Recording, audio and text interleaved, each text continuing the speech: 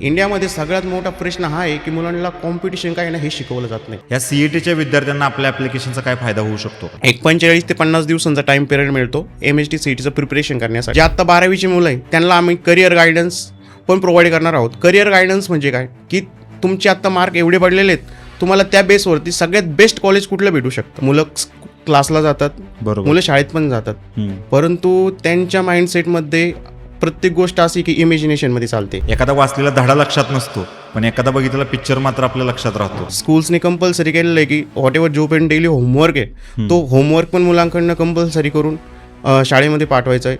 त्यासाठी आम्ही AI पण इम्प्लिमेंट केलेलं आहे यामध्ये. आणि आपण जर बघितलं IIT मध्ये किंवा गव्हर्नमेंट मेडिकल कॉलेजमध्ये सर्वात जास्त मुलं हे कुठले आहेत तरी सिटीमधले. ती सिटीमध्ये काय होतं ना की मुलं संपूर्ण फोकस असतात, त्यांचे पॅरेंट फोकस करतात मेन म्हणजे. आणि दुसरा एक वे असं आहे ना की कार्टूनच्या स्टोरी बघितल्यानंतर मुलांमध्ये एक इंग्लिश कम्युनिकेशन आहे ते पण वाढणार 100%.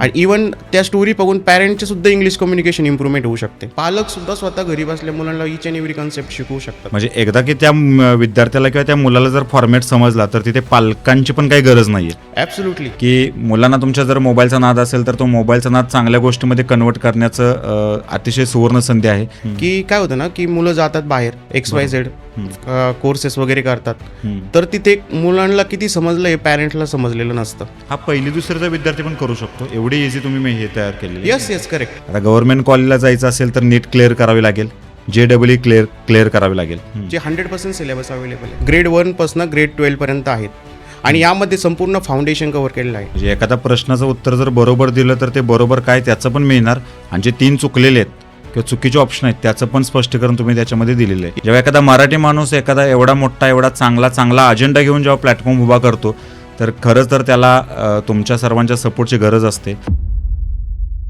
आज अनेक पालकांच्या आयुष्यामध्ये सगळ्यात मोठी अडचण आहे ती म्हणजे त्यांच्या मुलांची. बरेच पालक असे म्हणत असतात की आमची मुले सतत मोबाईल घेऊन बसतात आणि मोबाईलमध्ये कार्टून बघत असतात, आणि त्यांना कुठेतरी भीती वाटते की मग आमच्या मुलांचं भवितव्य कसं होणार आहे. आणि मोबाईलचे इतके ॲडिक्ट आहेत ते की आता पालक जर मुलांवरती ओरडायला गेले तर मग मुलं काहीतरी वेगळा पण विचार करतात. आता रिसेंटलीच एक घटना घडली, असंच गेम खेळत असताना पालक ओरडले म्हणून 3 सख्ख्या मुलींनी स्वतःला संपवून घेतलं. खरं तर हे अतिशय बिकट आणि अतिशय भयानक वास्तव आहे. आणि पालकांसमोर मग प्रश्न उभा राहतो की ही मुलांची सवय कशी मोडायची. मी अनेक वेळा सांगत असतो की मोबाईलची सवय मोडण्यापेक्षा त्याच मोबाईलचा चांगल्या कारणासाठी जर वापर झाला तर मुलांच्या आणि सगळ्यांच्याच भवितव्यासाठी ते चांगलं ठरेल. आणि असंच मग एखादा मराठी मुलगा जेव्हा त्याच मोबाईलचा वापर शिक्षणासाठी करतो आणि कार्टूनच्या माध्यमातून शिक्षण देण्याचा प्रयत्न करतो, तेव्हा खरंच त्या कामाचं आपण कौतुक करायला हवं किंवा ते काम कौतुकास्पद आहे असं मला प्रामुख्याने वाटतं. माझ्यासमोर बसलेले आहेत छत्रपती इंडस्ट्रीजचे सर्वेसर्वा किशोर रिंदे सर, ज्यांनी शाळा नावाने एक ॲप्लिकेशन लर्निंग ॲप्लिकेशन चालू केलेलं आहे किंवा तयार केलेलं आहे. आणि त्याच्या माध्यमातून ते जर तुमची मुलं पुढे जाऊन एअरफोर्स असेल किंवा रेल्वेमध्ये असेल किंवा सेंट्रल गव्हर्नमेंटची कुठलीही नोकरी असेल, त्याचबरोबर कॉम्पिटिटिव्ह एक्झाम असतील किंवा मग JEE असेल, CET वगैरे असेल, या सगळ्या एक्झामची तयारी कशी करायची किंवा या सगळ्या संदर्भात त्यांनी एक ड्राफ्ट तयार केलेला आहे. आणि त्याचंच स्पष्टीकरण देण्यासाठी आणि ते समजून सांगण्यासाठी ते आपल्यासोबत जॉईन झालेले आहेत. सर नमस्कार. द रोहित पाटील शो या माझ्या पॉडकास्ट शोमध्ये मी तुमचं खूप खूप स्वागत करतो. माझा पहिला प्रश्न असा आहे तुम्हाला की असं म्हटलं जातं की मराठी माणूस आणि जॉब हे एक समीकरण बनलेलं आहे, आणि त्यापेक्षा जाऊन काहीतरी वेगळा विचार करणं म्हणजे हे खरंच त्यासाठी तुमचं पहिलं कौतुक करावंसं वाटतं. या क्षेत्रामध्ये तुम्हाला यावंसं कसं वाटलं, या क्षेत्रामध्ये तुमचा अनुभव कसा आहे, आणि विद्यार्थ्यांसाठीच हे का करावंसं वाटलं तुम्हाला? रोहित सर, तुमचे खूप खूप धन्यवाद तुम्ही पॉडकास्टला मला आमंत्रित केल्याबद्दल. सर, कसं होतं ना की लहानपणी आपण होतो त्यावेळेस आपल्याला कार्टून खूप आवडायचे. बरोबर. आणि सिमिलरली आत्ता जरी बघितलं ना, जसे अँड्रॉइड मोबाईल्स मार्केटमध्ये आलेत, एक 2014 पासून 15 पासून सर्वात जास्त आले. बरोबर. आणि मुलांना पाहण्यासाठी स्टोरीज झालं तर संपूर्ण मोबाईलमध्ये ते कार्टूनच बघतात. तर असंच मी सिमिलरली डेली ऑफिसला जायचो आणि समोरच्या फ्लॅटमधला मुलगा पहाटे 5 वाजताच कार्टून बघत बसायचा स्कूलला जाण्याच्या अगोदर मॉर्निंगला. आणि अभ्यास करायच्या टायमिंगला तो म्हणजे खूप चिडचिड करायचा. बुक्स वगैरे घ्यायचे. जे समोर इव्हन त्याचे पॅरेंट पण त्याला खूप चिडचिड करायचे, की "अभ्यास कर, अभ्यास कर, अभ्यास कर." परंतु तो कार्टूनमध्ये बिझी असायचा. तर तेव्हा कुठं डोक्यामध्ये क्लिक झालं नाही. आपल्याला अशी काहीतरी सिस्टम पाहिजे, हं, की जी कार्टूनमध्ये आपण मुलांसाठी एक वेल एंड गुड पद्धतीने मांडू शकतो मुलांपर्यंत आणि त्यामध्ये मुलांचा फायदा पण होऊ शकतो. हं, हं, हं. मग मला सांगा, की तुमचं एज्युकेशनल बॅकग्राऊंड काय आहे नक्की? आणि इकडे यायचं कसं तुम्ही ठरवलं? आता हे जर तुम्ही सांगितलं, की इकडे तुम्ही असं आलात. तुमचं एज्युकेशनल बॅकग्राऊंड काय आहे? ओके. मी पदवीधर आहे. Bachelor of engineering in electronic and हं, टेलिकम्युनिकेशन. हं, हं. नंतरनं मी आय-टीमध्ये अल्मोस्ट 10 प्लस इयर्सचा माझा एक्सपिरियन्स आहे ओके. आणि लास्ट 2 इयरपासून आम्ही या प्रोजेक्टवरती काम करतोय. हं, हं, हं, हं. तर we founded our company Chhatrapati industries private limited हं. As a private limited from last 2 years. हं, हं, हं. तर त्यानंतर आम्ही ई-लर्निंगवरती फोकस केलं, जो की हा मोठा गॅप दिसला आम्हाला हं, हं, हं. सध्या, की हं. मुलं क्लासला जातात, बरोबर. मुलं शाळेत पण जातात. हं. परंतु त्यांच्या माइंडसेटमध्ये प्रत्येक गोष्ट अशी की इमॅजिनेशनमध्ये चालते.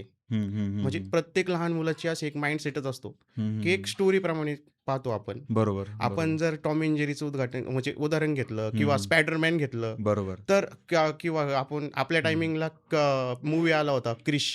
क्रिश. हां, येस, बरोबर. तर क्रिचचे फॅन होते. हं, हं, तर हं. सायमल्टेनियसली असंच आत्तासुद्धा मुलांना असं काहीतरी पाहिजे, की इन टर्म्स ऑफ कार्टूनमध्ये जेणेकरून त्याच्यामधून हं, त्यांना हं. शिकण्यासाठी पण काहीतरी भेटायला पाहिजे. हं, हं, हं, हं, हं. ठीक आहे. तर याचा सर्व विचार करून आणि असं वाटलं, की यामध्ये मुलांचा पण एकदम व्यवस्थित बेनिफिट्स होऊ शकतो. हं, हं, हं, हं. आणि यामध्ये आत्ता एआयचं युग आलंय. बरोबर. या युगामध्ये फॉर एक्झाम्पल पॅरेंट्सला पण जे स्कूल्स आहेत, हं, स्कूल्सने कंपल्सरी केलेलं आहे, की व्हॉटएव्हर जो पण डेली होमवर्क आहे, हं, तो होमवर्क पण मुलांकडनं कंपल्सरी करून शाळेमध्ये पाठवायचा आहे. त्यासाठी आम्ही एआय पण इम्प्लिमेंट केलेलं आहे हं, यामध्ये हं, डिबेट सॉल्व्हिंगसाठी. हं, हं. तर एकंदरीत हा संपूर्ण असा बरं, जसं तुम्ही आता सांगितलं, की जे आधुनिक शिक्षण पद्धती आहे, म्हणजे जे काही शाळेमध्ये शिकवलं जातं, तेच तुम्ही स्टोरी स्वरूपात दिलेलं आहे. त्याचबरोबर तुम्ही तिथे चित्रफिती ॲड केलेल्या आहेत. म्हणजे जसं की लहानपणी एखादा वाचलेला धडा लक्षात नसतो, पण एखादा बघितलेला पिक्चर मात्र आपल्या लक्षात राहतो. येस. कसं काय घडलं? कारण ते व्हिज्युअल केलेलं असतं त्या पद्धतीने. तर मला सांगा, जे आपलं हे ॲप्लिकेशन आहे के शाळा नावाचं, याच्यामध्ये नक्की तुम्ही कुठून कुठेपर्यंत कितवीच्या विद्यार्थ्यांना त्याच्या थ्रू मार्गदर्शन करता? सर, आपण आता सध्या मॅथ आणि सायन्सचे ट्युटोरियल्स प्रदान केलेले आहेत हं, ॲप्लिकेशनमध्ये, जे हं, की ग्रेड 1 पासून ग्रेड 12 पर्यंत आहेत आणि हं. यामध्ये संपूर्ण फाउंडेशन कव्हर केलेलं आहे. ओके. आपल्या मार्केटमध्ये कसं आहे ना आत्ता, हं, की झेडपी हं, ठीक आहे, सिलेबस वेगळा. हं, त्यानंतरनं आपण गेलो सीबीएसई बोर्डसाठी, तर त्यांचा सिलेबस थोडाफार वेगळा असतो. हं, परंतु जे फाउंडेशन असतं, हं, हं, फाउंडेशन ते सर्वांसाठी कॉमनच असतं. हं, हं, आणि हं, हं. फायनली मुलं ज्यावेळेस कुठली पण कॉम्पिटिटिव्ह एक्झाम देतात, त्या टायमिंगला त्यांना त्या फाउंडेशनचीच गरज पडते. बरोबर, तर बरोबर. आपण संपूर्ण ग्रेड 1 पासून ग्रेड 10 पर्यंत संपूर्ण फाउंडेशन ठेवलेलं आहे ओके. आणि ग्रेड 11 आणि 12 मध्ये संपूर्ण सीबीएसई सिलेबस ठेवलेला आहे, की जो हं, मुलांना जे-डबल-ई एक्झाम आणि हं, नीट एक्झाम यांमध्ये पण उपयुक्त झाला पाहिजे. हं, हं, हं, 12th बेसवरती एन-डी-ए, एअर फोर्स, हं, हं, रेल्वेज या डिपार्टमेंटमध्ये सुद्धा खूप साऱ्या अपॉर्च्युनिटीज मुलांना अवेलेबल आहेत. हं, हं, हं, परंतु तिथे एक एज लिमिट आहे. हं, हं. ती त्या एज लिमिटमध्ये मुलांना त्या एक्झाम्स द्यायच्या असतात. तर त्या कालावधीमध्ये वेल एंड गुड प्रिपरेशन व्हायला पाहिजे मुलांना. बरोबर. आता जसं फॉर एक्झाम्पल आपण पकडून चाललो ती सिटीमध्ये काय होतं ना, की मुलं संपूर्ण फोकस असतात. त्यांचे पॅरेंट फोकस करतात मेन म्हणजे, हं. की फाउंडेशन क्लासेस करतात. फाउंडेशन क्लासेसमुळे त्यांचा पाया जो राहतो तो भक्कम राहतो. बरोबर, आणि बरोबर. आपण जर बघितलं आय-आय-टीमध्ये किंवा हं, हं, गव्हर्नमेंट मेडिकल कॉलेजमध्ये सर्वात जास्त मुलं हे कुठले आहेत? हं, तर हे हं, सिटीमधले आहेत. कारण की त्यांचं फाउंडेशन मजबूत करून घेतात हं, पॅरेंट्स. हं, हं, तर हा जो म्हणजे जे फाउंडेशन आहे ते आपल्या ग्रामीण भागातल्या मुलांमध्ये खूप मिस आहे. हं, हं, तर असा एक प्लॅटफॉर्म पाहिजे की ज्या प्लॅटफॉर्ममध्ये ग्रामीण भागातले आणि सिटीमधले दोन्ही हं. पण मुलं सेमच कंटेंट देऊ म्हणजे शकतो. मुलांनी वापरला पाहिजे. हं, हं, जेणेकरून की एक गॅप नको मध्ये. हं, हं, हं. हा एक उद्देश आहे यामध्ये. बरं, याच्यामध्ये तुम्हाला मॅथ्स आणि सायन्स हे 2च विषय का घ्यावेसे वाटले? आता मार्केटमध्ये सध्याला मॅथ आणि सायन्स ह्या 2च सब्जेक्ट असे आहे की ते ईच अँड एव्हरीवर यूज होतात. बरोबर. हं. त्यामुळे आपण मॅथ आणि सायन्स हे 2च सब्जेक्ट आता करंटली घेऊन चाललोय. नाही, अगदी बरोबर बोललात तुम्ही. मला पालकांना एक विनंती करावीशी वाटते. आणि एक गोष्ट मला सांगावीशी वाटते, मी सुद्धा स्पर्धा परीक्षेचा अभ्यास केलेला आहे आणि कधीही तुमची मुलं पुढे जाऊन कॉम्पिटिटिव्हची तयारी करू देत किंवा कुठलीही एंट्रन्स एक्झाम देऊ देत, तेव्हा सगळ्यात महत्त्वाचे 2 विषय असतात ते म्हणजे मॅथ्स आणि सायन्स आणि खरं तर सरांनी त्याच विषयांवरती फोकस केलेला आहे. आता सर मला सांगा, की एखाद्या विद्यार्थ्याने आपलं ॲप्लिकेशन इन्स्टॉल करून घेतलं, तर त्याच्यामध्ये तुम्ही नक्की काय-काय प्रोव्हाईड करता? तर त्यामध्ये संपूर्ण व्हॉटएव्हर जी कन्सेप्ट आहे, त्या हं, कन्सेप्टचे स्टोरी आहे संपूर्ण 2D मध्ये. हं. ठीक आहे. Mode of language compulsory is English. कारण ओके. की आपल्याला सर्व एक्झामच इंग्लिशमध्ये द्यायच्यात. बरोबर, तर बरोबर. आपण स्विच का करावी लँग्वेज? हं, आणि दुसरा एक वे असं आहे ना, की कार्टूनच्या स्टोरी बघितल्यानंतरनं मुलांमध्ये एक इंग्लिश कम्युनिकेशन आहे, ते हं, पण वाढणार 100%. हं, हं, आणि हं. इव्हन त्या स्टोरी बघून पॅरेंटचे सुद्धा इंग्लिश कम्युनिकेशन इम्प्रूव्हमेंट होऊ शकते. आणि मध्यंतरी असे कुठलेतरी राजकीय नेते पण याच्यावरती काहीतरी त्यांनी उदाहरण दिलं होतं ना? येस, तुम्ही बोलला ते बरोबर आहे. आमचेच नगरचे आमदार हं, सत्यजित तांबे सर यांनी सभेमध्ये सांगितलं होतं, हं, की एक त्यांचा खूप तो व्हिडिओ व्हायरल झाला होता, हं. की मी माझ्या मुलीला मोबाईल देताना इंग्लिशचे कार्टून्स आम्ही दाखवायला द्यायचो. त्यावेळेस ती संपूर्ण त्यांच्यासोबत इंग्लिशमध्येच कम्युनिकेट करायची. ओके. हां. हो. आणि हं, त्यांच्या म्हणजे मित्राचा जो मुलगा होता, हं, हं. ज्यावेळेस ते घरचे मुलाला मोबाईल द्यायचे त्यावेळेस हिंदीचे तो कार्टून्स बघायचा आणि तो त्यांच्यासोबत हिंदीमध्येच कम्युनिकेट हं, करायचा. हं, हं, हं. तर सिम्पलेस्ट वे आहे ना, का जर आपण मोबाईलला म्हणजे मुलांना जे इनपुट देतोय, हं, ते इनपुट आपण जसं देतो तसंच मुलांकडनं आउटपुट भेटतं आपल्याला. हं, हं, हं, जर हं. मुलांना इनपुटच इंग्लिशमध्ये भेटलं, हं, हं, तर हं. ते इंग्लिशमधनंच रिव्हर्ट करणार आपल्याला. नाही, अतिशय योग्य मुद्दा तुम्ही मांडलात. मला पालकांना पण सांगावसं वाटतं, जर परीक्षा इंग्लिशमधून होणार असेल, तर त्यांनी मराठीमधून अभ्यास केला पाहिजे किंवा हिंदीमधून अभ्यास केला पाहिजे. ही सक्ती करू नका. त्याच्यामुळे तर पुढे जाऊन प्रॉब्लेम येतो.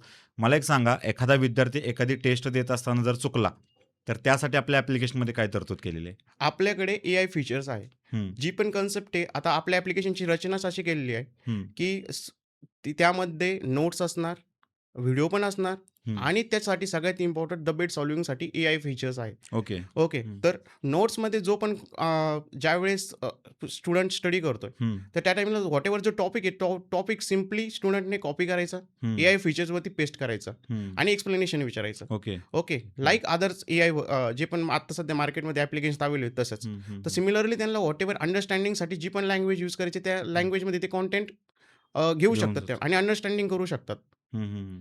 म्हणजे एकदा की त्या विद्यार्थ्याला किंवा त्या मुलाला जर फॉर्मॅट समजला, तर तिथे पालकांची पण काही गरज नाहीये. येस, एवढं करेक्ट. तुम्ही सगळं व्यवस्थित करून दिलेलं आहे. हो. आणि इव्हन पालकसुद्धा स्वतः घरी बसल्या मुलांना ईच अँड एव्हरी कन्सेप्ट शिकवू शकतात. बरं मला सांगा, आता सगळेच पालक शिक्षित नसतात. हो. काही विद्यार्थ्यांचे पालक आता गावाकडले असतात. त्यांना तेवढं समजत नाही.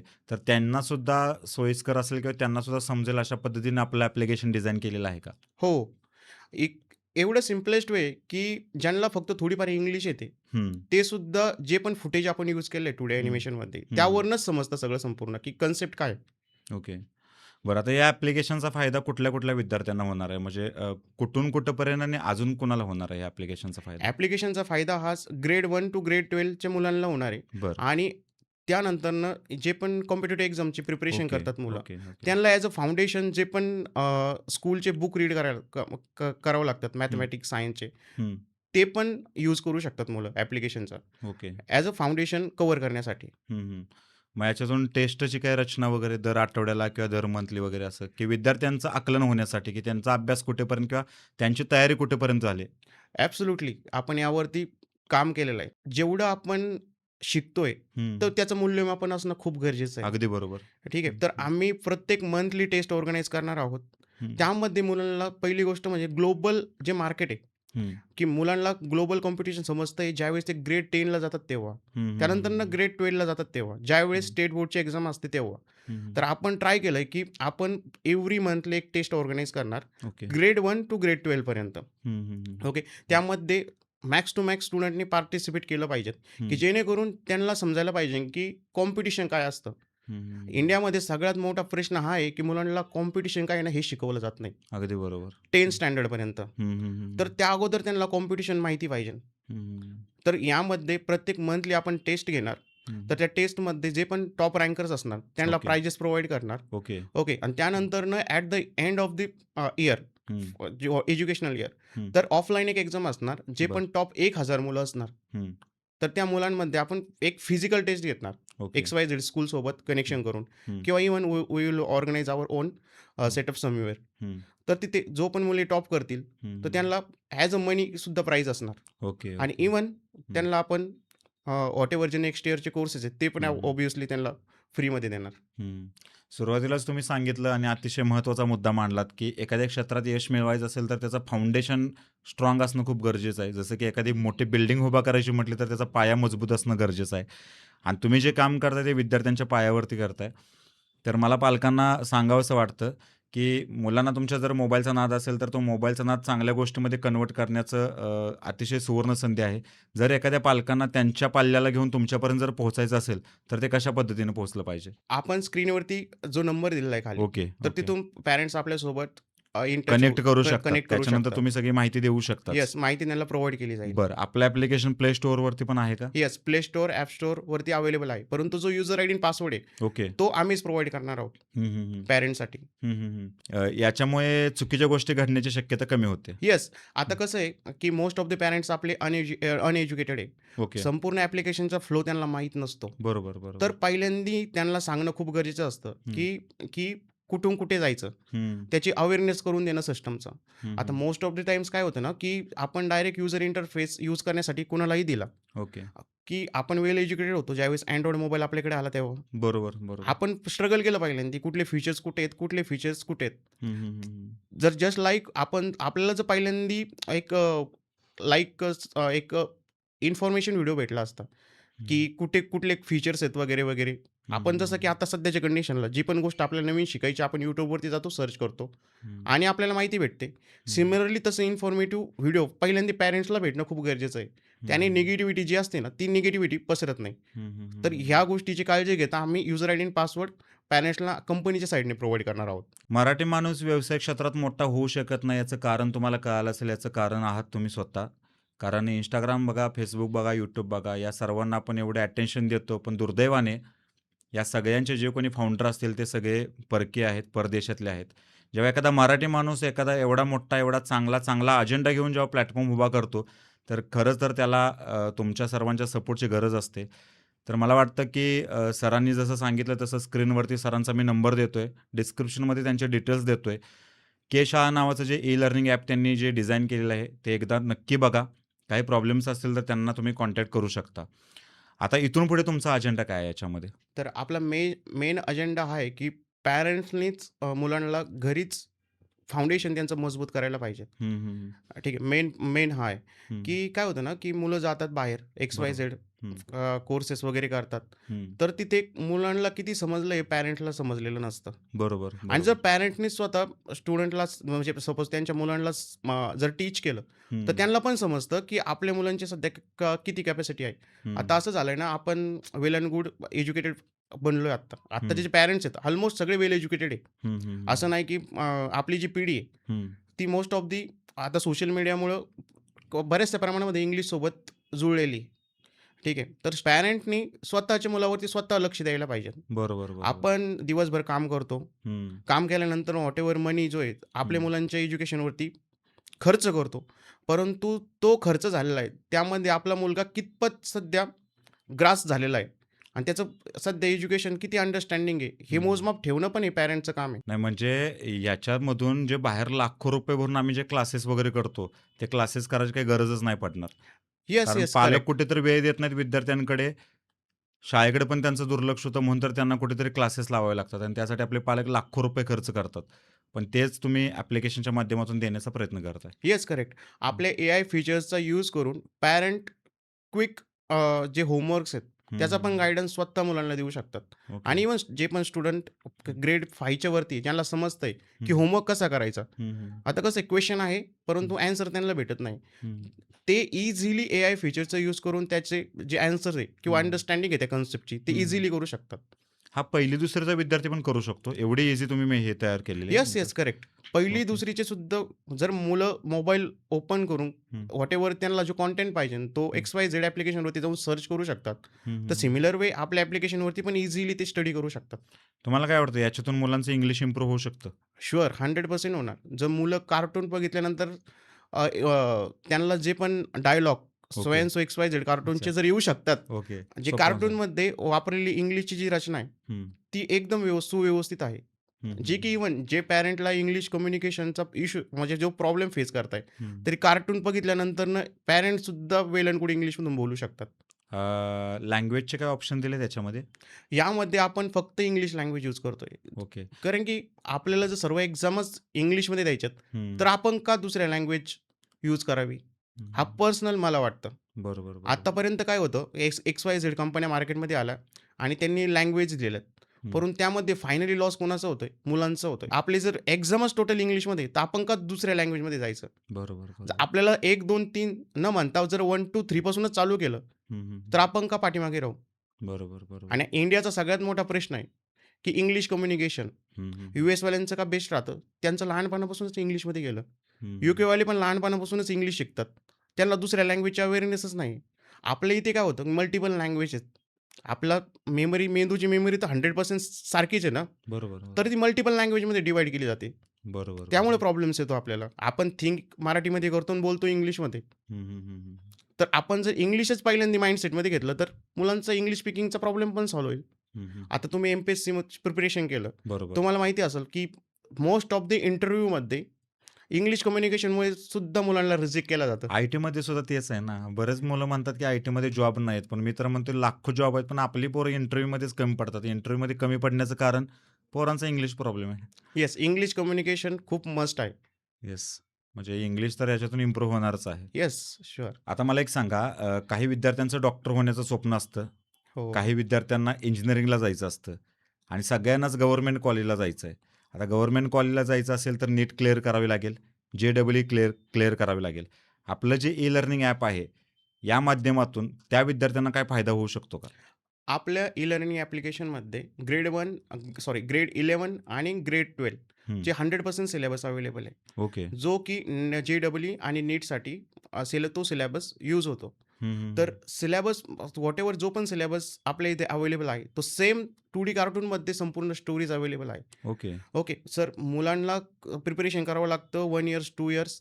परंतु हं. रिव्हिजन करायच्या वेळेस त्यांना त्यांच्या नोट्स फॉलो करावे लागतात. बरोबर, ठीक आहे. बरोबर. तर ह्या व्हिडिओ बघून त्यांची रिव्हिजन पण होऊ शकते. हं. कन्सेप्ट क्लिअरन्स पण होऊ शकतो. हं, हं. आणि व्हिडिओसोबत आपण मल्टिपल जे पर चॅप्टर वाईज एम-सी-क्यूज आहेत, ते पण हं. ॲप्लिकेशनमध्ये अवेलेबल आहेत. साधारणतः किती पर्सेंट तुम्ही अभ्यासक्रम कव्हर केला याच्यामध्ये? 100% ऑलमोस्ट 95% संपूर्ण जे पण लेटेस्ट क्वेश्चन्स आहेत, हं, हं, जे-डबल-ई हं. नीटमध्ये हं, विचारलेले, हं. ते पर चॅप्टर वाईज आपण कव्हर केलेले आहे. जो पण क्वेश्चन आहे टेस्टमध्ये हं. किंवा चॅप्टरमध्ये, त्याचं एक्सप्लेनेशन मुलांना एआय थ्रू इमिजिएटली भेटणार. हं, म्हणजे हं. कन्सेप्ट क्लिअरन्स त्याची तिथेच होते. हं, हं, हं. मुलांनी सपोज एक टेस्ट दिली आणि त्या टेस्ट दिल्यानंतरनं जे पण रॉंग क्वेश्चन आहे, त्याचं एक्सप्लेनेशन त्याला तिथेच भेटणार. Okay, okay, okay. म्हणजे एखाद्या प्रश्नाचं उत्तर जर बरोबर दिलं, तर ते बरोबर काय त्याचं पण मिळणार आणि जे 3 चुकलेले आहेत किंवा चुकीचे ऑप्शन आहेत, त्याचं पण स्पष्टीकरण तुम्ही त्याच्यामध्ये दिलेलं आहे. Yes, correct. ओके. स्पष्टीकरण आपल्या एआय थ्रू लगेच भेटणार अच्छा, त्यांना. म्हणजे एका प्रश्नाच्या माध्यमातून विद्यार्थ्यांची जवळपास 4 प्रश्नांची तयारी होणार आहे. Yes, correct. एवढं तुम्ही डिटेल्समध्ये दिलेलं आहे. हो. आणि इव्हन जे-डबल-ई नीटच्या आपण मंथली टेस्ट ऑर्गनाइज करतोय. हं, तर हं. त्यांना त्यांची इम्प्रूव्हमेंट पण समजेल हं, हं, हं. पहिल्यांदाच. जर हं. मुलांनी अल्मोस्ट 10 टू 12 टेस्ट विथिन इयरमध्ये दिल्या, ग्लोबल एन्व्हायर्नमेंटमध्ये, मोर ओके. दॅन लाख स्टुडंट्समध्ये, हं, तर हं. त्याला तेव्हा समजून जातं की आपल्याला सध्या किती प्रिपरेशनची गरज आहे. ओके. ओके, त्यांना प्री प्लॅनिंग करता येतं की आपल्या कुठला जो पण टॉपिक आहे, सो हं, अँड सो त्यावरती आपलं कमी कमी प्रभुत्व आहे, हं, हं, कमी हं. स्टडी झालाय.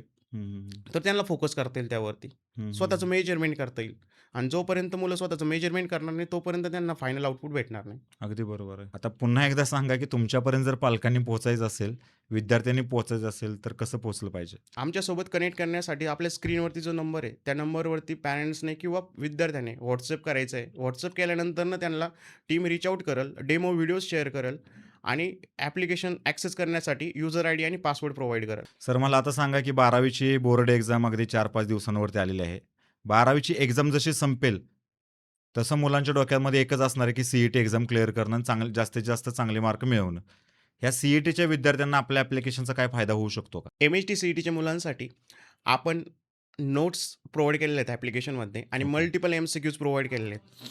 आणि एम-सी-क्यूज त्याच्यानंतरनं मल्टिपल मॉक टेस्ट पण अवेलेबल आहेत, हं, की हं. मुलांना टाईम स्पॅन खूप कमी आहे. हं. एक 45 ते 50 दिवसांचा टाईम पिरियड मिळतो MHT CETचं प्रिपरेशन करण्यासाठी. तर ते क्विक होण्यासाठी त्यांना नोट्स आणि एम-सी-क्यूज आपल्या ॲप्लिकेशनमध्ये अवेलेबल आहेत की more than 200-300 plus MCQs available per chapter wise. Okay. तर मुलांनी जर व्यवस्थित मॅनेजमेंट केलं, पर डेला संपूर्ण कव्हर केलं, तर ॲप्लिकेशनहून त्यांना भरपूर फायदा मिळू शकतो. मिळू शकतो. आणि ह्याच टाईम स्पॅनमध्ये आपण प्रत्येक 15 दिवसांना सुद्धा मॉक टेस्ट अरेंज करणार आहोत मुलांसाठी. तर मुलांना पण एक समजेल की आपलं सध्या रँक किती आहे, आपल्याला आपला कुठल्या अभ्यास कॉलेज कुठेपर्यंत आला आपला. अभ्यास कुठपर्यंत आहे, हम्म. आपल्याला मार्कनुसार कुठल्या कॉलेजला ॲडमिशन भेटू शकतं आणि ओके. आपल्याला क्विक इम्प्रूव्हमेंट पण कशी करता येईल. Okay okay okay. आणि यासोबतच आणखी एक खास म्हणजे जे आत्ता 12वीची मुलं आहेत त्यांना आम्ही करिअर गायडन्स पण प्रोव्हाइड करणार आहोत. करिअर गायडन्स म्हणजे काय, की तुमचे आत्ता मार्क एवढे पडलेले आहेत, तुम्हाला त्या बेसवरती सगळ्यात बेस्ट कॉलेज कुठलं भेटू शकतं. हम्म. आता मुलांचं 12वी नंतर सगळ्यात इम्पॉर्टंट भविष्य घडवतं ते फक्त कॉलेज. अगदी ते बरोबर. कुठल्या कॉलेजमध्ये शिकताय, त्यासाठी त्यांना मार्क पडलेत, परंतु त्या मार्क वाईज सगळ्यात बेस्ट कॉलेज कुठलं भेटू शकतं याचा पण सपोर्ट कंपनी थ्रू भेटणार आहे मुलांना. निश्चितच जर तुमची मुलं 1ली ते 12वी पर्यंत असतील, जर तुमची मुलं 12वी पास होऊन जर CETची तयारी करणार असतील किंवा नीटची तयारी करणार असतील किंवा JEE करणार असतील, तुमची मुलं जर कॉम्पिटेटिव्हची तयारी करत असतील, खास करून त्यांना एअरफोर्समध्ये जायचं असेल, NDAमध्ये जायचं असेल, तर त्या सर्वांसाठी हे शाळा नावाचं जे ई-लर्निंग ॲप आहे ते मला वाटतं खूपच गरजेचं आहे. प्रत्येकाच्या मोबाईलमध्ये असलं पाहिजे. खास करून पालकांनी याकडे गांभीर्याने लक्ष दिलं पाहिजे असं मला वाटतं. सर, तुम्ही इथे आलात आणि खूप छान तुम्ही मार्गदर्शन केलंत. नक्कीच या संधीचा पालकवर्ग खूप मोठ्या प्रमाणात फायदा घेईल आणि स्क्रीनवरती दिलेला तुम्ही जो नंबर आहे त्या नंबरवरती ते तुम्हाला कॉन्टॅक्ट करतील आणि तुमच्यापर्यंत पोहोचण्याचा प्रयत्न करतील. पुन्हा एकदा तुम्ही इथे आलात त्याबद्दल तुमचं खूप खूप धन्यवाद आणि तुमच्या पुढील वाटचालीस खूप साऱ्या शुभेच्छा. Thank you sir.